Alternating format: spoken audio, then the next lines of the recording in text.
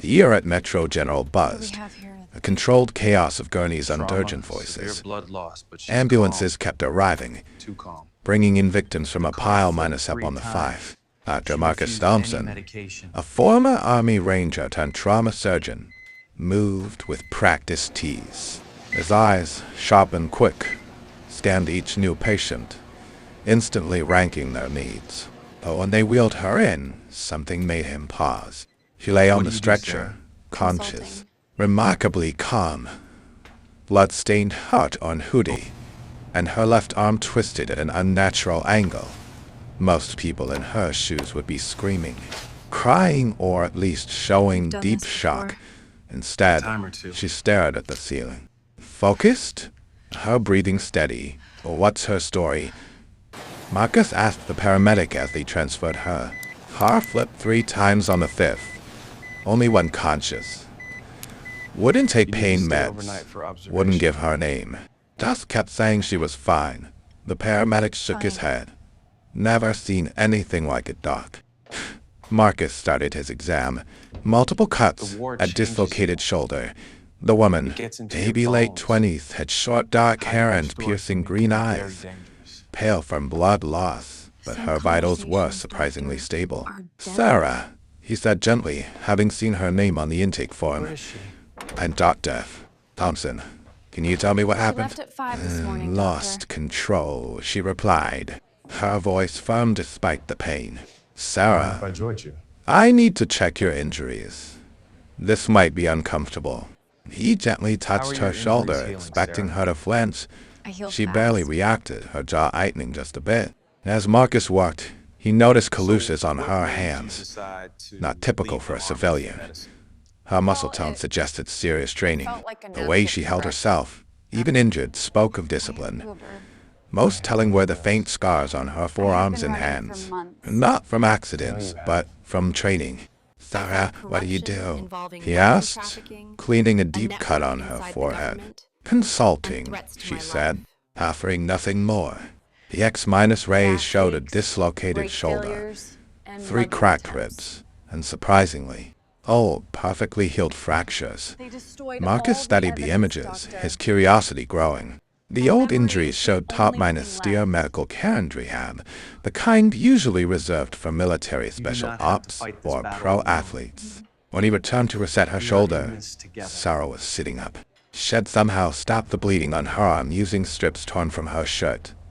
That's impressive field medicine, Marcus observed. Sarah met his gaze.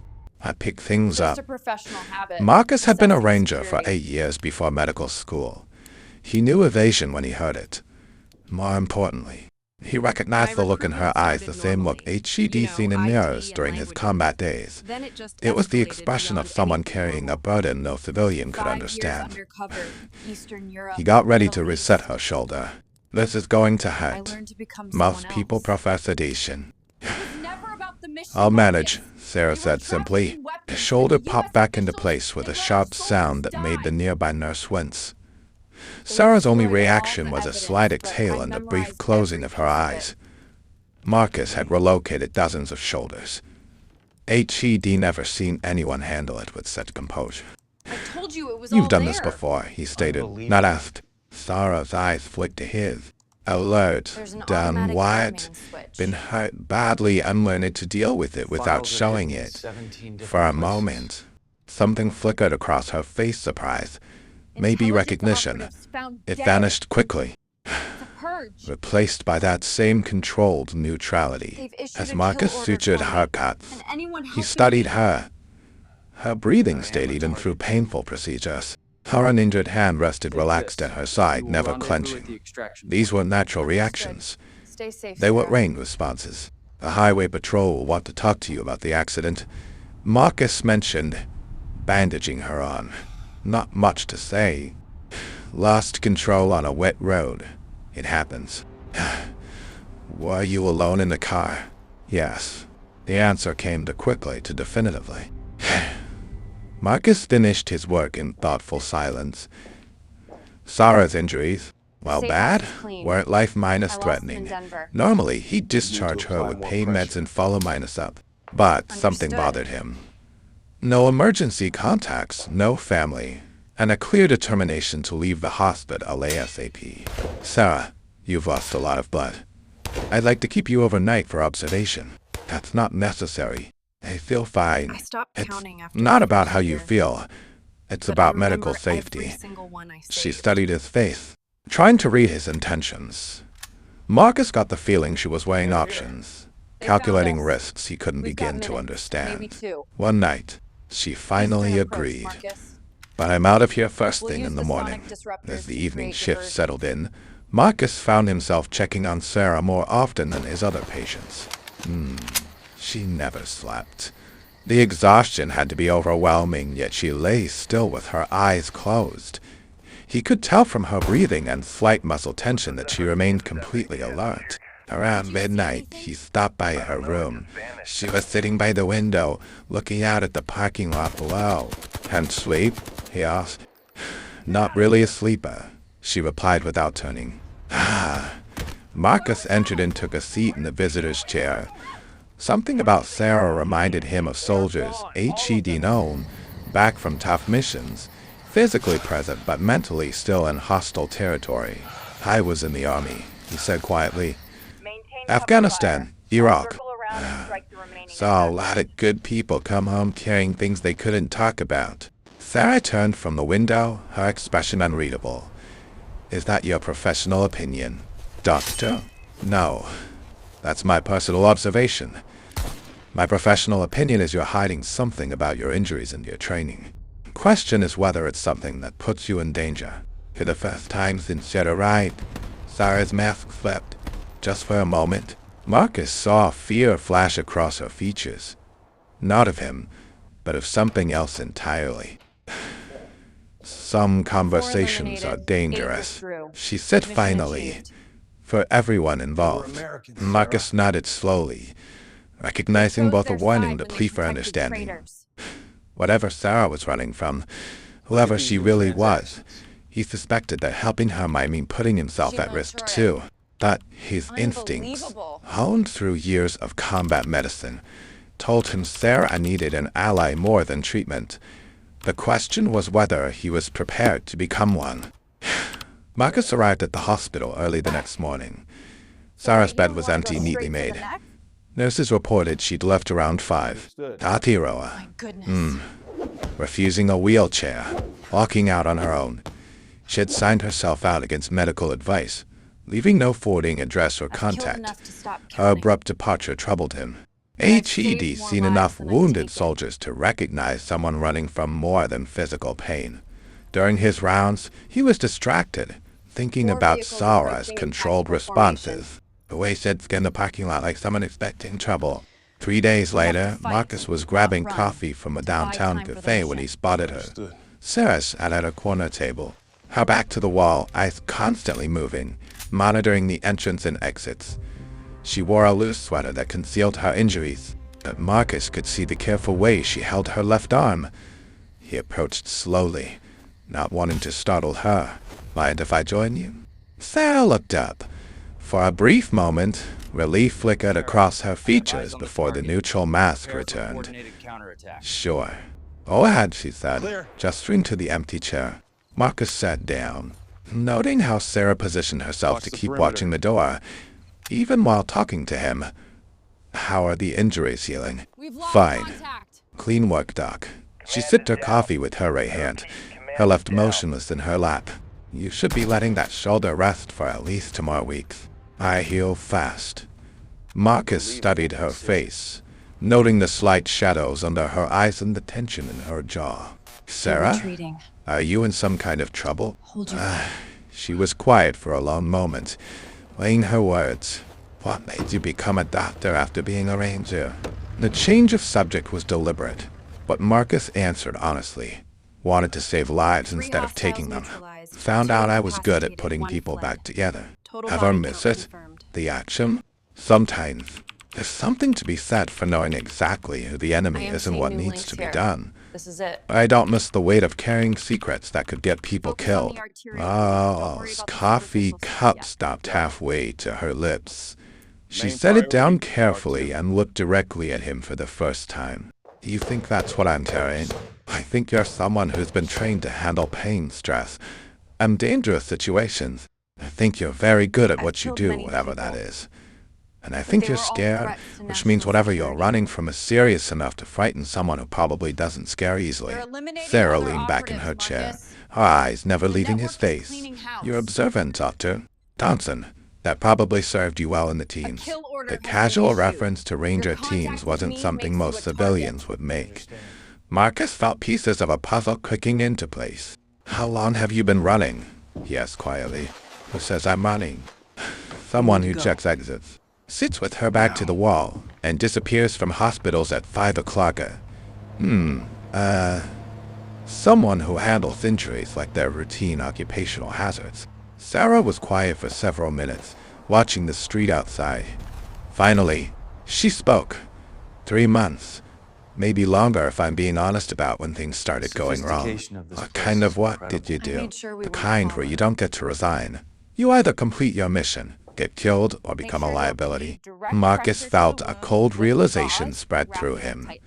Intelligence work. Sarah's laugh was bitter. Something like that. Let's just say I was very good at getting into places where I wasn't supposed to be and obtaining information that powerful people preferred to keep private. What happened? I found something I wasn't supposed to find. About people I work for. People who've been selling information to the highest bidders, regardless of which country they're from or how many American agents end up dead as a result. Marcus absorbed this, understanding now why Sarah moved like someone expecting an attack. You tried to report it through proper channels? My handler was one of the people involved. These aren't official agents. When I went They're higher up the professional chain, I contractors. discovered the corruption went further than I'd imagined. That's when the accidents started happening. Accidents? Come in expecting a Leaks mop-up, in my but they apartment. won't expect Brake us to failures. hit them first. Random muggings in areas where I should have been safe. The car accident that brought me to your ER was just the latest attempt. Marcus thought about the crash scene. How Sarah had been the only conscious survivor of what paramedics called a devastating accident. You think they sabotaged your car? I know they did. I found the device attached to my brake line an hour before I got on that highway. I was trying to get somewhere safe when the secondary system they'd installed activated and sent me off the road. Why not go to the FBI or local police? Sarah shook her head. Some of the people involved have connections in federal law enforcement, and the evidence I had was destroyed in the crash. Right now, it's my word against some very powerful and well-connected individuals who have unlimited resources and absolutely no qualms about eliminating problems.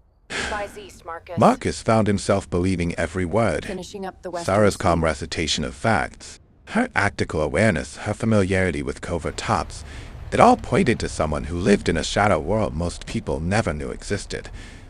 What's your plan? He asked. Survive long enough to figure out who I can trust. Find a way to get the evidence I need. They've withdrawn. Try not to get any innocent people killed in the process. That's pretty thin. That's all I got right now. Sarah finished her coffee and started to get up. I should go. Being around me isn't safe for civilians. Marcus made a decision that would change both their lives. What if you weren't around a civilian? Sarah paused, her jacket half-minus on. What do you mean? I mean, what if you were around someone who understood operational security, who had medical training, and who might be able to help you figure out your next move? Like this, Dr. Sarah? Thompson. You don't understand what you're suggesting. I stopped These counting people them. have unlimited resources and no conscience. They've already tried to I kill me started multiple counting the lives I times. saved Marcus, instead. he corrected. And I understand better than you think. Multiple I've been in vehicles situations inbound. where the enemy Another had attack superior is imminent. resources and no rules of engagement. Sometimes survival means finding the right allies. Sarah studied his face intently, looking for any sign of uncertainty or false bravado. What she saw was the quiet confidence of someone who had faced danger before and emerged intact. Why would you want to get involved in this? Marcus thought about his oath as a doctor, his training as a ranger, and his instinctive recognition of someone who needed help, whether she'd asked for it or not. Because you're wounded and you're fighting alone against people who have every advantage except one. They underestimate what happens when someone with your skills for finds the Sarah's right signal. kind of backup. For the first time since he'd met her, Sarah smiled genuinely. You realize this could get you killed. So could crossing the street, at least this way, I'd be dying for something worthwhile. Sarah stood up, her decision Sarah's made. attacks are If working. we're going to do this drive.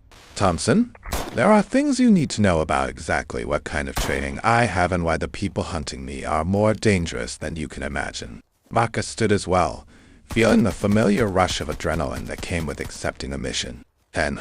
Let's find somewhere secure where you can bring me up to speed. And Sarah, it's Marcus. Marcus drove them to his cabin in the Rocky Mountains, a place HED bought for solitude and security after leaving the Rangers. He called the hospital, claiming a family emergency. The winding dirt road up the hillside was deliberately difficult, and dense forests surrounded the property. Any approach would be visible long before visitors arrived. Sarah had been quiet during the drive, but Marcus noticed how she observed everything, memorizing turns, noting sightlines, automatically cataloging tactical advantages of the terrain. Her behavior confirmed what he already suspected about her training. Inside the cabin, Sarah moved through each room methodically, checking windows, exits, and potential defensive positions. Marcus watched her work, recognizing the systematic approach of someone conducting a security assessment. Professional habit, she explained when she caught him observing her. This is a good location, defensible approaches, multiple exit routes, and far enough from population centers to avoid collateral damage. Collateral damage? Marcus poured coffee from the machine he started upon entering. These people don't care who gets hurt when they come for me. In my apartment building, 3 other residents were hospitalized from the gas leak they created during the brake failure incident. A family with young children almost got caught in the resulting crash. Marcus handed her a mug, noting how she accepted it with her right hand, her left positioned to reach for a weapon if necessary. Tell me about your training. Sarah sat in a chair that gave her clear views of both the front door and the back entrance. I was recruited out of college, IT, computer science, and foreign languages.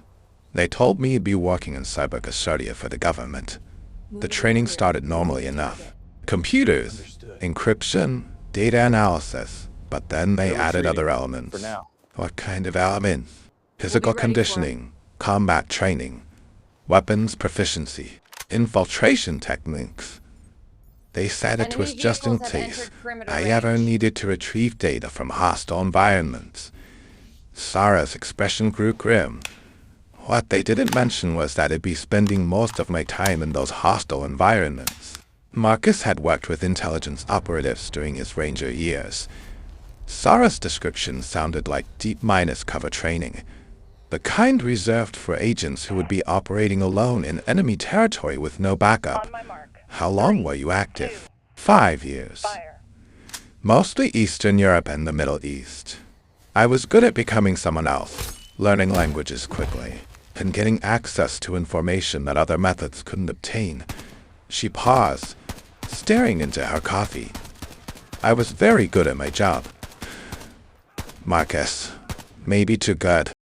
What do you mean? I completed missions other agents couldn't.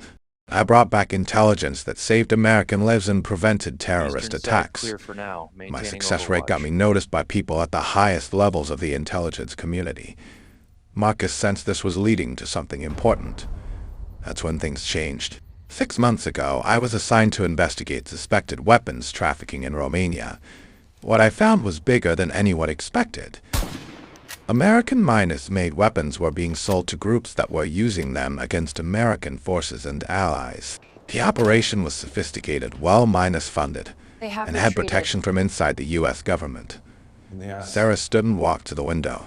Killed those contractors. Scanning the tree line out of habit, Treason I traced the money back to a network of defense contractors, intelligence officials, and politicians. They weren't just selling weapons.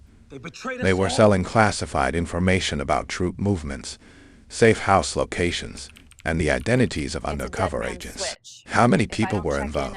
At least 30 that I could identify. Probably more I never uncovered. The network included my own handler. The deputy your eyes on directors in target. different agencies, Okay, I and think I several understand. members of Congress. They've been operating for years and they're responsible for the deaths of at least 40 American personnel that I could document. Marcus felt sick. He had lost friends in Afghanistan and Iraq. The thought that their deaths might have been due to betrayal by their own government was almost too much to process. You said you had evidence. Photos, financial records, recorded conversations, encrypted communications. I spent 3 months gathering proof before I realized my handler was involved. That's when I tried to go up the chain of command and found out the corruption went higher than I thought. The people I reported to were either part of the network or too scared to act against it. That's when I knew I was on my own. Sarah turned back to face him, her expression resolute but haunted. They've killed better agents than me for knowing much less. Move into position. The only reason I'm still alive is because I stayed ahead of them. Because they want to recover the evidence before they eliminate me. She said the evidence was destroyed in the crash. Physical evidence was. But I memorized everything. Marcus. Names. Dates. Financial account numbers. Operational details. It's all in here. Oh, she tapped her temple. That's what makes me dangerous to them. Marcus understood now why Sarah seemed so controlled under stress. She wasn't just carrying the weight of her own survival. She was the only person alive who could expose a network of traitors responsible for American deaths. What would you need to bring them down? Access to secure communications to reach the right people.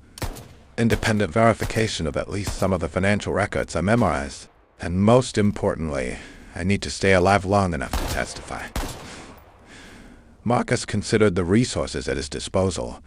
His military background had left him with contacts in various agencies, though he would have to be careful about who to trust. His medical credentials gave him access to secure facilities and communication systems, and his cabin provided a temporary safe haven. Sarah, you said you were consulting when I treated you. What exactly did you tell your agency when you disappeared? Nothing. I went dark after my last report was ignored and my handler started asking questions about my whereabouts. As far as they know, I died in that car accident, which means they're not actively hunting you right now. They're watching for any sign that I survived. Credit card usage, hospital visits, contact with known associates. But for the moment, they think their problem might have solved itself. Marcus made his decision. Then we use that advantage.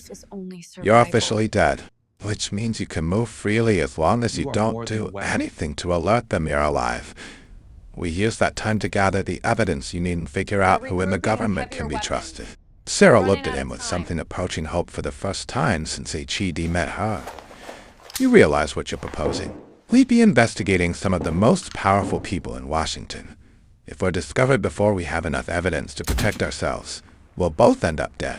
I've been in situations where failure meant death before. The difference is this time we're fighting for something bigger than just survival. Marcus, there's something else you should know about my training. What? Sarah moved away from the window and stood directly in front of him. Her posture shifted subtly. Suddenly, Marcus felt like he was looking at an entirely different person. Someone harder, more dangerous, and completely focused. I wasn't just trained to gather intelligence. I was trained to eliminate problems that couldn't be handled through conventional means. The people hunting me know that I have the skills to disappear permanently or to start hunting them instead. That's what really scares them. Marcus looked into her eyes and saw the truth. Sarah wasn't just a victim running from powerful enemies. She was a weapon that had chosen to point itself in a different direction. Are you telling me you're considering going on the offensive? I'm telling you that if we do this, if we really commit to exposing these people, there might come a point where we have to do more than just gather evidence. There might come a time when we have to eliminate threats before they eliminate us. Marcus thought about his oath as a doctor and his training as a ranger. Sometimes the only way to save lives was to take them. Then we better make sure we're very good at staying ahead of them, he said finally. Sarah smiled grimly. That's where my training might come in handy. Over the next week, Marcus watched Sarah transform from a wounded fugitive into something far more formidable. Her injuries healed with remarkable speed. aided by a regimen of Survival exercises leaves and no room treatments for that mercy. spoke of military minus-grade physical These conditioning. financial records confirm But the more connections impressive to was the foreign methodical arms way she networks. began planning their next moves. Sarah converted Marcus' spare bedroom into a makeshift intelligence center, using there. his Just a few secure more hidden internet drops. connection. She accessed databases and systems that should have been impossible to penetrate. Marcus quickly realized that her computer No, keep skills your were as elbow in. advanced That's as her it. field training. Focus on your core. How are you getting into these systems without triggering security I alerts? don't know who I am Yeah. beyond a weapon. Watching her navigate through what your appeared to be humanity is classified not defined financial by your records. past. Part of my training involved digital infiltration. I can make my queries look like routine system maintenance or authorized research. She pulled up a series of bank statements. Key is knowing how to hide in plain sight. The financial records she uncovered confirmed everything she had told him. Money was flowing from defense contracts through a complex network of shell companies and offshore accounts, eventually funding arms dealers who were selling American weapons to hostile groups. Look at this, Stay Sarah low. pointed to a series Wait of for my signal. transactions. These payments coincide exactly with attacks on American bases in Afghanistan. We are green for launch They weren't in just 10, selling 9, weapons. 8, They were 7, providing real not yet. maritime intelligence 5, about patrol 4, routes and 3, supply convoys. 2, 1. Marcus studied the dates, a cold knot tightening in his stomach as he recognized several from missions where fellow Rangers had been killed or wounded. The betrayal was even worse than Sarah had initially described. Target acquired. We Moving need to to make engage. copies of all this evidence and store it somewhere secure, he said. Already done. I've created encrypted files and hidden them in 17 different locations, both digital and physical. If anything happens to us, the information will automatically be released to journalists and law enforcement agencies. I verified her clean. Marcus was impressed by her thoroughness, but also troubled by the implications. You're talking about a dead man's switch. I'm talking about insurance. These people had unlimited resources and government protection. The only way to stay alive long enough to expose them is to make sure our deaths would guarantee their exposure. That evening, as they reviewed the evidence they had gathered, Sarah's demeanor changed. She became restless, frequently checking the windows and monitoring news feeds on her laptop. Something's wrong, she announced around midnight. What do you mean? Look at this. She turned her laptop screen toward him. 3 intelligence operatives were found dead in different cities over the past 40-8 hours. All of them were listed as accidents or suicides, but I know these names. They were all people who might have had Recruiting information survivors about the will network spread we're fear, investigating. which will buy us A time. chilling realization washed over Marcus. A cleaning house. Someone spooked them. Either they've discovered I'm still alive or they're eliminating anyone who might be able to Survival corroborate doesn't what I allow know. regret. Sarah's fingers flew over the keyboard. I need to check something. She accessed what appeared to be an encrypted communication system, her expression growing more tense as she read. What is it? Messages from other assets in the field. People are disappearing, Marcus. If we fall, Agents who had truth nothing to do with the survives. weapons trafficking are being recalled to headquarters and never returning. Now, rotate The to network rest, is keep it tight. conducting a massive purge, which means they know someone's onto them. Sarah closed the laptop and stood up, her posture shifting into the alert readiness Marcus had come I to can't recognize imagine as normal life her again. operational You can mode. rebuild. We need to leave tonight. Why? This place is secure. Heavy Not anymore. reinforcements are inbound. If More they're eliminating dangerous than potential before. witnesses, they'll eventually work their way down to anyone who might have had contact with me. That includes hospital personnel, emergency responders, and anyone else who was present during my accident. Marcus realized she was right. If they were conducting a systematic elimination of potential threats, his treatment of Sarah would eventually flag him as a person of interest. Where do we go? Somewhere they won't expect us to be.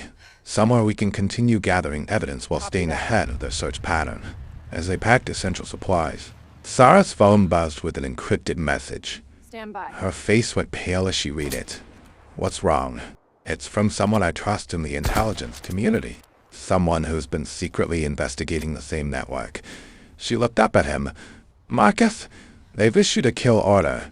Not just for me, but for anyone who might be helping me. How do they know someone's helping you? Because I've been accessing systems and databases. That would be impossible for someone working alone. They know I have technical support in Safe Haven. She grabbed his arm.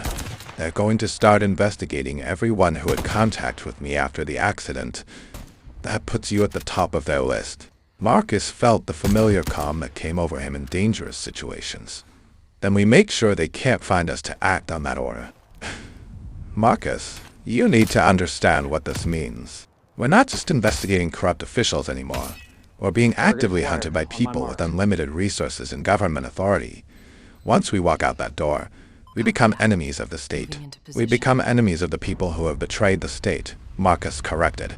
There's a difference. Sarah studied his face, looking for any sign of uncertainty or second thoughts. What she saw was the resolute expression of someone who had made peace with a dangerous decision. There's a safe house in Colorado, remote location, established by agents who suspected this kind of corruption might exist someday. It's off the books, unknown to official channels. We get there without being detected. Very carefully. We'll need to travel separately, use different routes, and maintain communication silence until we arrive. Sarah handed him a small device, an encrypted communicator, single minus use, untraceable. She said only if you're in immediate danger. As they prepared to leave separately, Marcus realized how much his life had changed in just a few days. A week ago, he had been a Trom, a surgeon living quietly in the mountains. His biggest concern was the hospital's budget issues. Now he was fleeing from government assassins with a woman whose skills were becoming more evident and impressive by the hour. Sarah, before we go, exactly what kind of training did you receive for elimination missions? She paused at the door, her expression becoming distant. The kind where you learn that sometimes the only way to protect innocent people is to remove the threats that endanger them. The kind where you discover you're very good at making problems disappear permanently. Are you prepared to use that training against the people hunting us? Marcus, I've been trying to avoid using that training because once I start, there's no going back. But if they force my hand, if they threaten innocent people to get to me, then yes, I'm prepared to do whatever it takes. Marcus nodded, understanding that they had crossed a line from which there would be no return. They were no longer just gathering evidence. They were at war with people who had the power and resources of the United States government behind them. One more thing, Sarah said as they prepared to leave. When we get to Colorado, I'm going to show you exactly what my training involved. Because if we're going to survive this, you need to know what we're really up against and what I'm really capable of. As Marcus drove away from his cabin, possibly for the last time, he wondered what kind of training could prepare someone for the level of composure and tactical thinking Sarah had displayed. He was about to find out just how deep her skills ran and whether they would be enough to keep them alive long enough to expose the truth. The safe house in Colorado sat hidden in a valley between two mountain peaks, accessible only by a narrow dirt road that wound through dense forest for 12 miles. Marcus arrived first, having taken a circuitous route through 3 states over 2 days. The building looked like an abandoned hunting lodge from the outside, but inside he discovered sophisticated communications equipment, weapons storage, and living quarters designed for extended occupation. Arrived 6 hours later, approaching on foot through the forest rather than using the road. Marcus watched through the security monitors as she systematically checked the perimeter before identifying herself at the door. Any problems getting here? He asked as she entered. I had company for the last 50 miles. 2 cars taking turns following me. I lost them in Denver, but they're definitely looking. She activated a device that scanned for electronic surveillance. We're clean here, but they're closing the search pattern. I knew it. Over the next 2 days, Sarah began revealing the true extent of her capabilities. The safe house included a training facility in the basement, and it was there that Marcus got his first real demonstration of what she meant by elimination training. Your timing is off. Show me what you know about combat medicine, she said, setting up what appeared to be a medical training scenario. Marcus ran through his standard trauma protocols, demonstrating techniques for treating gunshot wounds, controlling bleeding, and managing shock in field conditions. Good, but incomplete for our situation, Sarah said.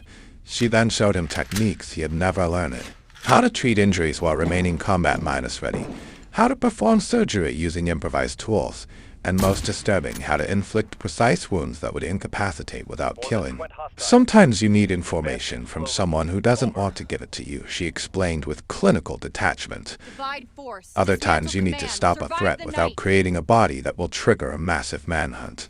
Marcus realized he was seeing only a small sample of Sarah's actual training, and she moved through combat scenarios.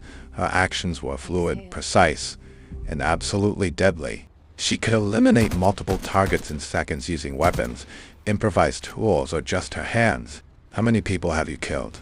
He asked one evening as they reviewed intelligence reports. Sarah was quiet for a long moment. Enough that I stopped counting after the first year. All of them were threats to American lives or national security. She looked at him directly. Marcus, I never killed anyone who didn't deserve it. How do you live with that? By focusing on the people I saved. Every arms dealer I eliminated meant fewer weapons in the hands of terrorists. Every corrupted official I removed meant fewer American soldiers walking into ambushes. She looked at him directly. The same way you live with the people you couldn't save in surgery. You focus on the ones you did save. Their conversation was interrupted by an alert from the monitoring system. The vehicles were approaching the safe house, moving in tactical formation. They found us, Sarah said, her demeanor instantly shifting into operational mode. How long until they reached the house? Marcus checked the monitors. 8 minutes, maybe 10 if they're being careful. Sarah was already moving, gathering weapons and equipment with practiced efficiency. We have two choices, run or fight. If we run, they'll keep hunting us, and we'll never be able to complete our mission. If we fight, we might eliminate enough of them to buy time to finish gathering evidence. How many are there? At least 12. Probably more in reserve. Professional operators, not government agents. They've outsourced this to contractors who won't hesitate to kill us both. Marcus felt the familiar calm of combat situations settle over him. What do you need me to do? Can you handle a sniper rifle? It's been a few years, but yes. Sarah handed him a precision rifle and pointed to a window overlooking the approach road. Cover the eastern approach. Don't shoot unless they start shooting at us. We want them to come closer. What's your plan? I'm going to eliminate their leadership and create enough confusion to either drive them off or reduce their numbers to something manageable. Sarah checked her weapons with the smooth efficiency of someone who had done this many times before. These people expect to find a scared fugitive in the civilian doctor. Go. They're not prepared for what they're actually going to encounter. Marcus positioned himself at the eastern window and adjusted the rifle scope. Through it, he could see armed figures moving through the forest with military precision. These weren't government agents. They moved like private military contractors, probably former special forces soldiers hired specifically for this kind of work. Sarah, these are professionals. I know. I can tell by their formation and approach tactics, but they're making one crucial mistake. What's that? They think they have the element of surprise. Sarah disappeared from the room, moving through the safe house with silent efficiency. Marcus watched through the scope as the attackers closed in, noting their positions and equipment. They had night vision, military-grade weapons, what appeared to be explosive charges for breaching doors. The first sign that Sarah had engaged came from the western approach. Marcus heard a brief muffled sound that might have been a suppressed gunshot, followed by confused radio chatter from the attacking team. Alpha team reports status. Can't voice through what must have been an intercepted radio frequency. Alpha leader is down. No visual on shooter. Request immediate backup to western approach. I see. Marcus counted at least 8 figures still advancing on his side of the building. Through his scope, he watched as the team leader made hand signals to coordinate their final approach. That's when Sarah's voice came through his earpiece. Keep your elbows Marcus, tucked. in 30 seconds. I need you to put rounds into the trees above the eastern team. Don't aim to kill. Just create noise and confusion. I'll handle the rest. Understood. Then we'll write Marcus watched his chronometer and at exactly 30 seconds began firing controlled bursts into the forest canopy above the attacking team. The shots caused them to dive for cover and break their coordinated advance. exactly as Sarah had planned. What happened next demonstrated why Sarah had been so successful in her intelligence career. While the Eastern team was disoriented by Marcus covering fire, she systematically eliminated the Western team with precise, silent efficiency. Marcus could track her progress by watching the remaining attackers' radio communications break down as their team members stopped responding. Within 10 minutes, the organized assault had turned into a chaotic retreat. The remaining attackers, realizing they were facing opposition far more dangerous than they had expected, began withdrawing toward their vehicles. "Let them go." Sarah's voice came through the earpiece. "We want survivors to They're report retreating back about again. what they encountered."